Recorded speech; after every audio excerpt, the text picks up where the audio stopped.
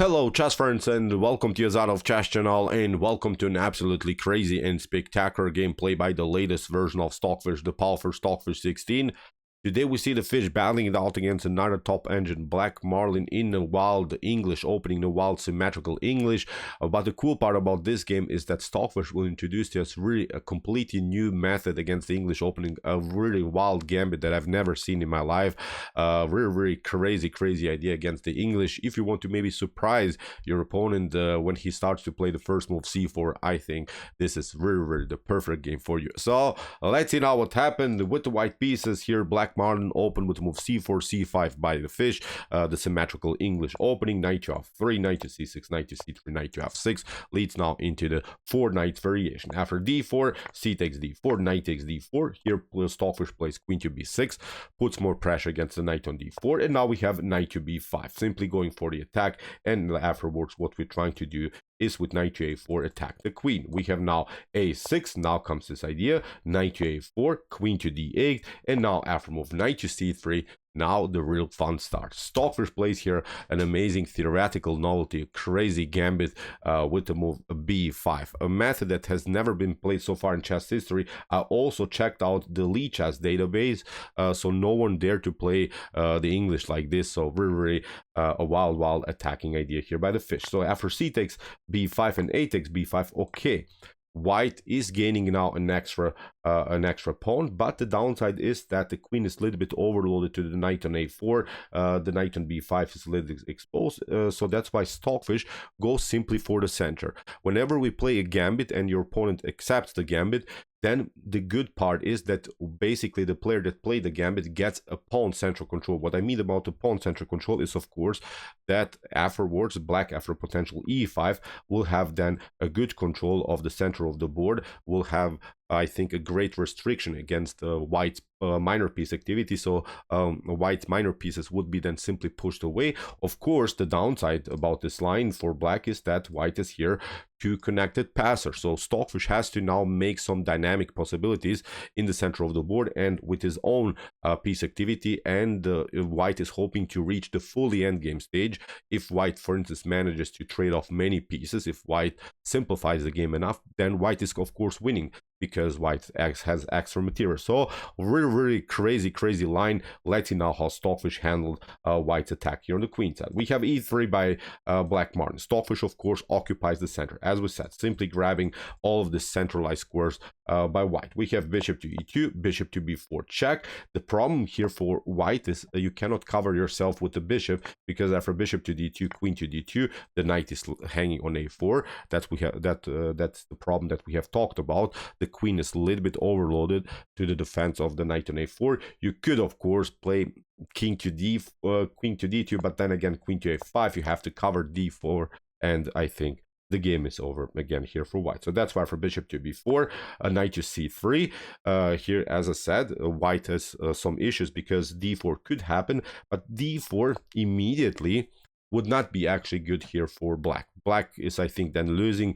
theme, so that you could grab the knight on c3, but after e takes d4, e takes d4, white has this beautiful intermediate attack against knight on c6. You have to play something like rook to a6, takes, and now knight to d4, I think, solves all of the tactical and positional problems in white setup. White will have, as I said, simply good pressure here on the queen side, so not a good line anymore here for black. So after knight from a to c3, that's why Stockfish first of all castled. We have castling, and now rook to e8. Stockfish keeps it calm. Stockfish is supporting simply, first of all, these two mobile pawns that are in the center of the board, that are flexible, that are mobile. So with these two pawns, Stockfish is of course trying to create some dynamics afterwards in the later stage of the game. So we have a4. White has to push the pawns. White has to do something here on the queen side. We have h6. Bishop to f3, bishop to e6, protecting first of all the d5 pawn. b3, Black Marlin is trying to develop the dark square. Bishop is of course trying to get some activities on this diagonal. We have rook to c8, again an improvement of the piece. So far Stockfish is building an amazing attacking formation. Bishop to b2, queen to b6, connecting the rooks. Stockfish has now finished the whole development, has finished the 3 stages of the opening. First of all, developing minor pieces, securing the king by castling, and then removing the queen from the back rank, connecting the rook. So again, Stockfish is first of all relying on this beautiful attacking formation. So knight takes d5 here.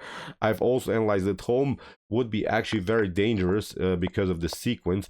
With knight to e7, you're again pressured here around the square d5. You could maybe try bishop to e5, takes, and now after rook to e5, you have to play something like queen to e2, bishop to d7. Look at this. You cannot play f4 to protect your bishop. What should you do? Maybe you could try to attack here the bishop on b4, but then we takes, and now I think white is facing already many tactical problems. This bishop could come into the game targeting the g2 weakness. Stockfish gives here a slightly edge for black. Stockfish says here that black should be better. Maybe this was the way to go for Black Marlin, at least simplifying the game somehow, but I'm really scared about this amazing rook activity that Stockfish finally gained. So as I said, maybe playable, but as a very wild position for sure. So that's why for queen to b6, Black Marlin didn't dare to take the pawn on d5 because of the tension then on the d file. And Black Marlin continued with knight to a2, Stockfish retreats to f8, rook to c1, and now knight to e4, placing the knight on the most active square. We have bishop to e4, d takes e4. Stockfish builds now a beautiful 5 versus 4 pawn majority on the king side. Is trying, of course, to break the position with f5, f4, maybe even f3, maybe even, if possible, with g5, g4. So Stockfish will probably attack here the king side. Still, Black Marlin has a tough time to push the pawn on b4. If white manages to somehow push the pawn on b4 and then a5, then maybe it could be dangerous for black. But so far, Stockfish is controlling also the mobility of white's pawns on the queen side and is saying, I will direct now the game simply to the king side. You cannot immediately push here the pawns on the queen side. We have rook to c3 by Black Marlin, rook from a to d8 attacking the queen, and now knight to a7. A simplification here by Stockfish that leads now into this line, but again, with a new tempo against the queen on c2. What should you do? For instance, if you try queen to e2, then this pawn is hanging. It's again not working. If you try your queen to d1, then queen to b8 simply attacks this pawn twice. You could maybe retreat, but then you're simply on the passive side. Then we can play f5, f4 again and break and enter here on the king side. So that's why after rook to c8, bishop to c3, played by Black Marlin, f5 by the fish, we have queen to b2, putting more pressure against this pawn on e5, but Stockfish goes simply for the attack with the move f4. Stockfish is not waiting here any moment anymore. Stockfish is saying, I have to now simply attack on the king side. I have to push my pawn somehow to the square f3. For instance, bishop to e5 could have been played maybe here by Black Marlin, but again, it leads into complication. F takes e3, you're trying maybe bishop to d4, e takes f2 comes, of course, with the check. You're trying queen to f2, but again, black would eventually attack this pawn on the queen side. You could maybe try queen to e3, takes, queen takes b3, bishop to b3, and I think in this tactical sequence, black should be slightly better. Black will eventually get this pawn on a4, and this is, I think, still not a good line here for white. So that's why for f4, Black Marlin tried to play rook to e1, tries to create some escape routes for the king, but Stockfish continues now with a beautiful f3. Now we have bishop to e5, queen to a5, hitting the rook. What should you do? If you try here, for instance, bishop to c3, then queen to g5 is, I think, I would even dare to say immediately winning, because after g3, the queen is sneaking in all light squares. You're threatened to get checkmate here on g2. You play something like king to h1. We get the rook. You get this one. Look at this, queen to h3, and then you run into this beautiful checkmate pattern with queen takes h2, king takes h2, and rook to h5 would be a beautiful pattern here to deliver checkmate. So really crazy idea. So black has always the opportunity, as I said, to play the queen on the g file and threaten checkmate, forcing basically the move g3. But when you play the move g3, then of course you're weakening the light squares further, and white doesn't have any more the light square bishop, so black would attack the light squares all over the board. So really a great position here for black. After queen to a5, that's why rook to a1. We have now h5. Stockfish puts more pressure here on the king side. b4, we have queen to d8, with the idea, of course, to play queen to g5. b5. Now comes this idea, queen to g5. We have now the move g3, and now comes what is, in my opinion, even the craziest move of this particular game. Maybe just for fun, you can pause the video and try to see now here the almost winning idea, I would dare to say, here for black. Check it out. Maybe you can find out the best move here.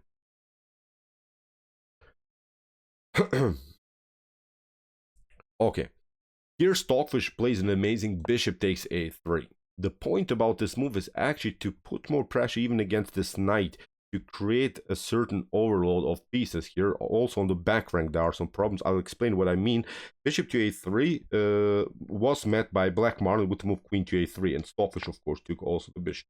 But look at this. For instance, if you try here to play something like queen to d2, then of course, first of all, this bishop is hanging and it's not working. For instance, if you try here queen to d4 to somehow protect your bishop on e5, then actually it's very risky, because after queen to f5, you have to now, for instance, create some escape routes for the king, because queen to h3 is going to happen. Now we play queen to h3, you play something like this. This rook is coming into the game, and look at this. White could even deliver check here, but black can always cover with bishop to f8. I don't know, what should you do? You're trying maybe queen to h4, then we have this one, queen takes h4, we take out the knight, and again, the game is over. You could maybe try here bishop to d6 to put more pressure against the bishop on f8, but black doesn't have to even react. Black can even allow here queen to f8, but after king to h7, there's simply no good check anymore for black.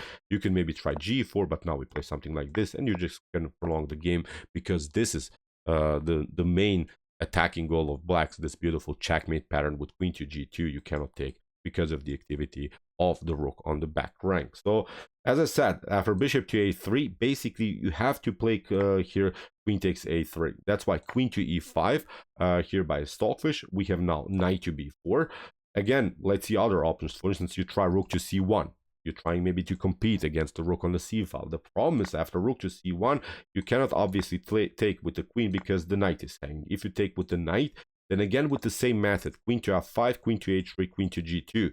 You're trying maybe, I don't know, to escape with king to h1. We deliver here this idea, and queen to g2 cannot be saved anymore. You could maybe try to escape with king to f1, but now we deliver a check anyway. Now black's bishop could be attacked, but black is always faster on the attack. We'll simply attack the king, new check, now we escape. You're trying maybe to push, but now we deliver a check, and now after move f2, I think again this is game over here for white. Very wild stuff. So that's after queen to e5, knight to b4. So that's what I've talked about. There's simply an overload of the defense of white's minor pieces. The white pieces are playing in too much dependency here, so that's why a knight to b4 had to be played. But now rook to c3, we have queen to b2, and now comes another brilliant move here by the fish.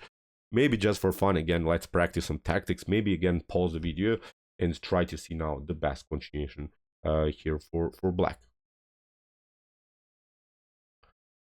Okay, here Stockfish played an amazing queen to f5, leaving even the rook unprotected. But if you take it, then queen to h3 cannot be saved anymore. You don't have any more any defense. You could maybe try again to escape with your king, but then look at it. You're running into this, rook to b3, queen to d2 check. We take the pawn. You're trying to escape. We deliver a new check, and after a couple of trades of queens here, the knight will be lost on b4. You're trying to push it, but black is close enough to the action, will stop the progress of the pawn, and has now here 4 versus 3, has also the extra piece.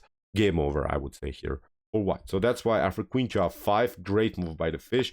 Black Marlin tried finally to cover the f1 square. That's of course protecting the h3 square, but Stockfish continues now with rook to b3. Anyway, queen to d1, rook takes b4, this piece is lost.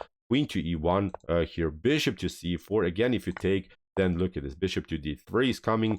You're trying to maybe to get the queen, but now again after queen to h3, you don't have access to the f1 square. Again, you're getting checkmated for sure. So after bishop to c4, again Stockfish leaves the rook unprotected. Here Black Marlin tries to escape.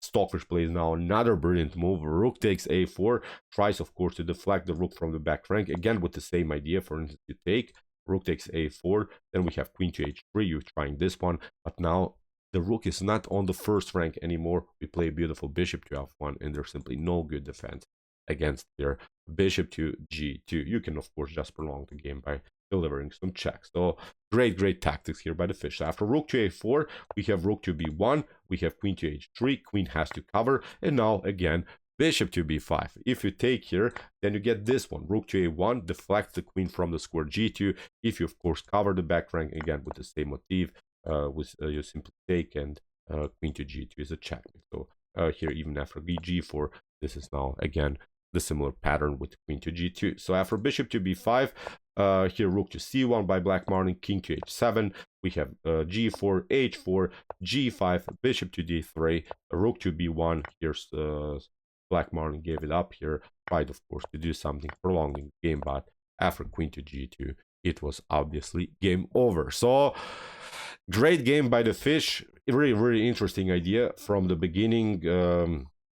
First of all, to play this move b5, sacrificing the pawn just in order to grab the center, and then afterwards creating this 5 versus 4 pawn majority on the king side with a beautiful bishop here, and then provoking some light square weaknesses, forcing basically white to play the move g3 and then exploiting the light square weaknesses. Really a spectacular game by Stockfish 16. So okay, I hope that you enjoyed this game. I would say really interesting ideas of the English opening, a line that we have never seen before in chess history. That's what I like about this top engine games, because they're giving us new directions, new ideas, new progressive plans.